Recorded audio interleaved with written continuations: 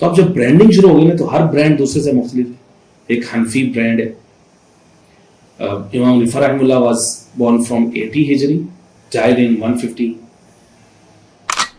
ایک ریزن یہ تھی کہ یہ چاروں وہ لوگ ہیں یعنی حنفی, شافعی, مالکی, حنبلی کہ جو خیر القرون سے ہیں. بسم اللہ الرحمن الرحیم والصلاۃ والسلام علی رسول النبی الکریم. Let us move to the next segment of development of fiqh. Fiqh evolve کیسے ہو. We are about to begin the history from the second year of Hijrah, 2nd century. And this is the 4th generation, which is called Taba Tabi'in. ٹھیک ہے. تبا تابعین کے زمانے میں جو علم الفقہ ہے وہ ایک سمجھ لیں کہ ایک ڈیولپڈ فارم میں آ گیا ہے. ٹھیک ہے. تبا تابعین نے کیا کیا, بہت بڑی تعداد ہے, تابعین سے بھی زیادہ ہے, ینگ, ٹھیک ہے, ٹیلنٹڈ ہے, جینیس ہے اور انرجیٹک, سروس اورینٹڈ ہے. تربیت ان کی تابعین نے کر دی ہے. ٹھیک ہے. تو اب انہوں نے کیا کیا, انہوں نے جناب ایک چیز تو یہ کی کہ بڑے بڑے جو نئے نئے مسائل سامنے آ رہے تھے, چونکہ ایکسپینڈ ہو رہی تھی نا, اسلامک سلطنت زیادہ پھیل چکی تھی. ٹھیک ہے. تو وہاں سے نئے نئے مسائل آ رہے تھے. تو ہر ایک تبع تابعین کے اوپر ایک صحابی بیٹھا ہوا تھا اور اس کے پاس اسی کا ہی اسٹائل آف اورینٹیشن, ایکسپلینیشن اس کے پاس وہی تھا. وہ اجتہاد کا اس کا ایک ذوق تھا. ٹھیک ہے. ایک دوسرے کے ساتھ جو شیئرنگ ہے نا وہ ظاہر کے کام تھی. کمیونیکیشن گیپس تو ابھی تک بھی تھے, مینز آف کمیونیکیشن سلوئسٹ تھے. ٹھیک ہے. لیکن جو جہاں پہ تھا نا وہ اپنے آپ کو ایک پلر کے طور پر لے رہا تھا اور سنسیئرٹی اتنی تھی, ہر بندہ چاہتا تھا کہ میری چیزیں ڈاکومنٹڈ ہو جائے تاکہ کمیونٹی کے کام آئے. ٹھیک ہے. جو کچھ بھی میں کہہ رہا ہوں, اب ہر ایک کا اپنے اپنے صحابی سے, جو استاذ تھا اس سے, اس کا طریقہ, اس کا مزاج, اس کا اجتہاد آ چکے.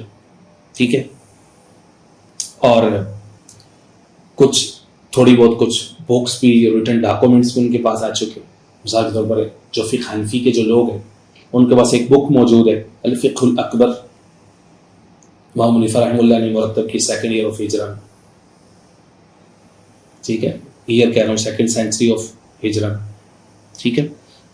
اور دروس کا ایک لامتناہی انلمیٹڈ ایک پوری لائن ہے. بڑی بڑی مساجد ہیں, اس میں سینکڑوں لوگ ہیں, چھوٹے بڑے آ رہے ہیں. اس بندے کا ایک نام ہے وہاں پہ, اس کا ایک کیلیبر ہے. تو ہر ایک شہر اپنے طور پر علمی اعتبار سے ڈیولپ ہے. ٹھیک ہے.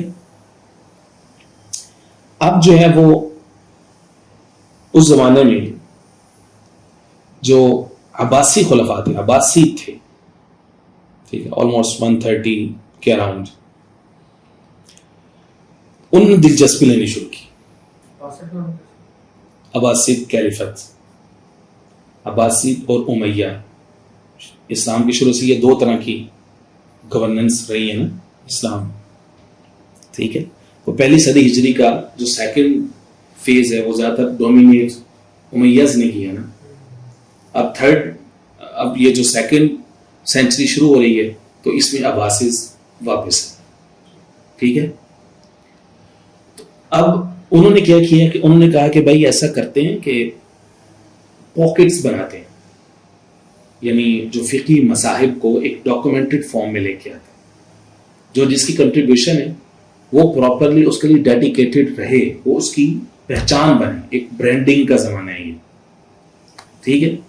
اب جو ہے نا وہ برانڈنگ ہوگی.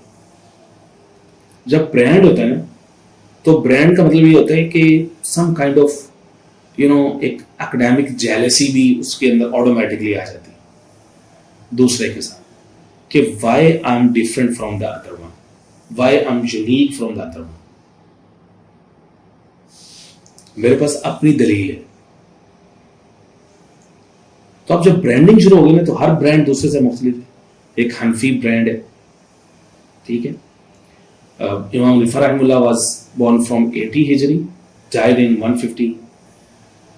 تو اب جو ہے وہ سیکنڈ سینچری آف ہجرہ میں وہ بھی جوان ہیں, کام کر رہے ہیں, سروسز ہیں, صحابہ سے بھی ملے ہوئے ہیں, تابعین سے بھی ملے ہوئے ہیں, بڑے بڑے محدثین سے ملے ہوئے ہیں, ٹھیک ہے. تو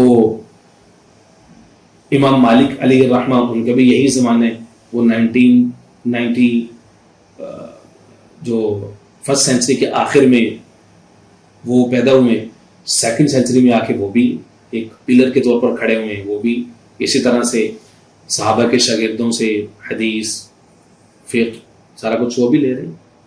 امام ابو حنیفہ واز کوفہ بیسڈ, وہ عراق کے رہنے والے تھے. امام مالک رحمہ اللہ from Medina, he is known as امام مدینہ. تو اب یہ دو پیرالل فقہ مرتب ہو رہی ہے. لیٹر ہم ان کی بکس بھی الگ الگ ہم دیکھیں گے, ٹھیک ہے. لیکن ان کے سراؤنڈنگ میں کئی سارے فقہاء ہیں, بہت بڑی تعداد ہے. یہ تو ایمرجنگ نیم ہے نا ان کے ارد گرد. ظاہر ہے کہ انہوں نے کنسلٹنسی کے لیے اپنے پاس پورے ایک پینل رکھا ہوا تھا, کمیٹی سی. حنیفہ ہیڈ 40 پیپل کمیٹی. کوئی بھی نیا مسئلہ آتا تھا وہ 40 لوگوں کے سامنے رکھا جاتا. امام ابو حنیفہ رحمہ اللہ, پھر ان کے جو شاگرد ہیں, ٹھیک ہے, امام ابو یوسف ہیں, امام محمد ہیں, ٹھیک ہے. تو ان کا آپس میں بھی کسی نہ کسی چیز پہ اختلاف ہوتا ہے, ٹھیک ہے. تو فقہا کی تعداد اب کافی تھی, ٹھیک ہے. اب فقہا کو ہم اس جگہ پہ دو حصوں میں تقسیم کر لیتے ہیں, دو کیٹیگریز میں تقسیم کر لیتے ہیں. کچھ فقہا وہ تھے کہ جن کی فقہ, جن کے اجتہادات, جن کے مسائل کنٹریبیوشن وہ آگے چل نہیں سکی, برقرار نہیں رہ سکے, یعنی with the passage of time وہ ختم ہوئی. بتاتے ہیں وجہ. کچھ ایسے لوگ تھے جن کے فقہ ڈاکومنٹڈ ہوئی, ڈیولپ ہوئی, آگے چلی, ٹھیک ہے. اب جن کی باقی رہی اس کی کیا وجہ تھی؟ اس کی ایک وجہ یہ تھی کہ انہوں نے جو احکام تھے ان کو زیادہ منظم طریقے سے پیش کیا لوگوں تک, سسٹمیٹکلی, ایک لاجک کے ساتھ, ٹھیک ہے, انہوں نے پیش کیا, ٹھیک ہے. دوسری وجہ یہ تھی کہ جو ان کے اسٹوڈنٹس تھے انہوں نے اچھے طریقے سے ان کو ڈاکومنٹ کیا, ریکارڈ کیا, ٹھیک ہے, نوٹس لیے اس کے, ٹھیک ہے. تیسری وجہ جو ہے وہ یہ تھی کہ انہوں نے جو اصول دیے فقہ, یہ جو اصول دیے انہوں نے, وہ جو انوائرمنٹ تھا, جو علاقائی جو ضروریات تھیں, جو لوگوں کی جو گراؤنڈ کی نیڈس تھیں, ان کو فلفل کرنے کے لیے انہوں نے زیادہ کام کیا. اب لوگوں کی جو نیڈ پوری ہوتی ہے تو لوگ اسی فقیر کی طرف جاتے ہیں. فار ایگزامپل ہمارے زمانے میں اسلامک بینکنگ, ٹھیک ہے, مفتی تقی عثمانی صاحب کا ایک نام پچھلی سینچری سے پوری دنیا جانتی ہے, لیکن اسلامک بینکنگ کے بعد کئی سارے ایسے لوگ جو پہلے ان کو نہیں جانتے تھے, ان کی اکیڈیمک, ان کی ریسرچ کو, اس کے بعد جاننا شروع ہو گئے. بینک سیکٹر سے کئی سارے لوگ اسلامک بینکنگ کے بعد, کیوں؟ کیونکہ لوگوں کی نیڈ کو ایڈریس کیا انہوں نے, ٹھیک ہے. حلال ہے, حرام ہے, جائز ناجائز, اس وقت ہمارا موضوع نہیں ہے, کیونکہ ابھی تک تو ہم نے یہ ٹرمز پڑھنی ہی شروع نہیں کی کہ ہم اسلامک بینکنگ کو حلال حرام کہہ سکیں, ٹھیک ہے, یا کیا لیول ہے اس کا. بٹ ہیونگ سیڈ دیٹ, نو, ابھی ہم اس کے اوپر آبجیکٹیولی کمنٹ کر کے آگے نہیں بڑھ سکتے کہ وہ حلال ہے, ٹھیک ہے. ابھی ہم ویٹ اس کے اوپر باقاعدہ ڈسکشن کریں گے اس کے اوپر. تو میں نے آپ کو مثال دی کہ وہ فقہا جن کی فقہ باقی رہی اس کی ایک بہت بڑی وجہ یہ تھی کہ انہوں نے علاقائی ضروریات کو مد نظر رکھتے ہوئے انہوں نے استدلال کیا تھا. آرگیومنٹ جو انہوں نے کی نا وہ لوگوں کو کی ضرورت کو پورا کیا انہوں نے. ٹھیک ہے, تو اس طرح سے جن کے اسٹوڈنٹس نے ان کو ڈاکومنٹ کر لیا تو ان کی فقہ باقی رہی, نہیں کیا تو نہیں رہی. فار ایگزامپل امام شافعی علیہ الرحمہ بہت بڑے فقیہ ہیں, ان کا جو ارا ہے وہ امام مالک اور امام حنیفہ کے بعد کا ہے. یعنی امام حنیفہ کے the night he died امام شافعی رحمہ اللہ was born, یہ کہا جاتا ہے. ٹھیک ہے, 150 ہجری میں. امام مالک اس کے بعد بھی موجود تھے لیکن بہرحال he was too senior and old when امام شافعی رحمہ اللہ was at young age. ٹھیک ہے, تو امام شافعی علیہ رحمہ کے استاذ ہیں لیث سمرقندی. جب امام شافعی اتنے بڑے فقیہ ہیں تو ان کے استاد بھی تو فقیہ ہوں. تو لیث کی جو فقہ ہے وہ باقی نہیں رہی, کیوں؟ کیونکہ ان کے شاگردوں نے ان کو ڈاکومنٹ نہیں کیا. امام شافعی کی فقہ باقی ہے کیونکہ ان کا کنٹریبیوشن بھی ایسا, ان کے شاگردوں نے بھی اس کو ڈاکومنٹ کیا, انہوں نے اہتمام کیا خود بھی, ان کے شاگردوں نے بھی اس کا اہتمام کیا. اب جن کی فقہ باقی نہیں رہی, انڈرسٹینڈیبل ہے کہ ان کی due to unavailability of these reasons document نہیں ہوا, شاگرد ان اویئر تھے, اسٹوڈنٹس اس کو باقی نہیں رکھا, رجسٹرڈ نہیں ہوا, وہ جو لوگوں کی جو پریکٹیکل نیڈس تھیں وہ اس کے مطابق نہیں تھی, استدلال ان کا اس کیلیبر کا نہیں تھا, وغیرہ وغیرہ. ٹھیک ہے, اب جو باقی رہے ان کی بھی دو ٹائپس ہیں جن کے فقہ باقی رہی. ٹھیک ہے, ان میں سے دو کیٹیگریز, 4 فقہ اہل سنہ کی, 4 فقہ اہل تشیع کی. ٹھیک ہے, جو سنی فقہ ہیں, سنی اسکول آف تھاٹ ہے, اس کی جو 4 فقہ باقی رہی ہیں جن کو مذاہب اربعہ کہتے ہیں, یعنی Hanafi school of thought, Shafi'i school of thought, Hanbali school of thought, Maliki school of thought. ٹھیک ہے, حنفی ٹھیک ہے جی ڈیڈیکیٹڈ ٹو امام حنیفہ, مالکی ٹو امام مالک بن انس رضی اللہ تعالیٰ عنہ. ٹھیک ہے, اینڈ شافعی امام شافعی رحمہ اللہ, حنبلی امام احمد بن حنبل علیہ الرحمہ. یہ سب سنی اسکول آف تھاٹ کہلاتے ہیں. اس میں پیرالل ٹو اٹ شیعہ اسکول آف تھاٹ کی بھی 4 فقہ, ٹھیک ہے, جن میں فقہ جعفری ہے تو جعفر صادق, عباسی, ٹھیک ہے, عبداللہ بن عباس, ٹھیک ہے, عباس نہیں کہہ رہا ہوں, عباس کہہ رہا ہوں, الگ تھے یہ. ٹھیک ہے, اسی طرح سے زیدی, ٹھیک ہے, جن کی زید بن علی رضی اللہ تعالیٰ عنہ, ان کی کتاب بھی ہے المجموع, کتاب المجموع. ٹھیک ہے, ان کی طرف منسوب فقہ. اسی طرح سے فقہ ظاہری, امام داود ظاہری علیہ رحمہ کی طرف منسوب فقہ. ٹھیک ہے, تو ان چاروں میں سے بھی جو سب سے زیادہ یعنی کہ پریکٹس کی جاتی ہے, جن کا نام سننے میں آتا ہے, وہ فقہ جعفری اہل تشیع کے یہاں بھی. باقی فقہ کو ماننے والے لوگ بھی دنیا میں مختلف ممالک مختلف ایریاز میں موجود ہیں, ہوں گے بھی, ظاہر ہے نسل ٹو نسل بھی علاقوں میں محلوں میں چلتی ہیں نا آگے. تو باقی 4 فقہ بھی موجود. سنی اسکول آف تھاٹ چونکہ یہ پاپولیشن میں زیادہ ہے تو یہ ڈومینیٹ بائی لا یہ کرتے ہیں. ٹھیک ہے, مطلب سب کانٹیننٹ میں انڈیا پاکستان بنگلہ دیش میں جو اہل سنہ والجماعت ان کی most population they follow Hanafi school of thought. ٹھیک ہے, ڈیو ٹو سرٹن ریزنس, کیونکہ ہندوستان کے اندر جو حکمران رہے پورے ہندوستان کا بہت بڑا ایریا تھا, تو وہ حنفی اسکول آف تھاٹ ان کو پسند آئے تو انہوں نے اس کو قانون بنا کے نافذ کی, جس کے مطابق عدالتوں میں فیصلے ہوتے تھے. کیونکہ یہ واسٹ ہے, وسیع ہے, اور یہ ہر اسپیکٹرم کو ڈیل کرتی ہے. چیلنجز کو کے لیے امبریسمنٹ اس میں زیادہ ہے, اس کے اصول اس طرح انداز کے.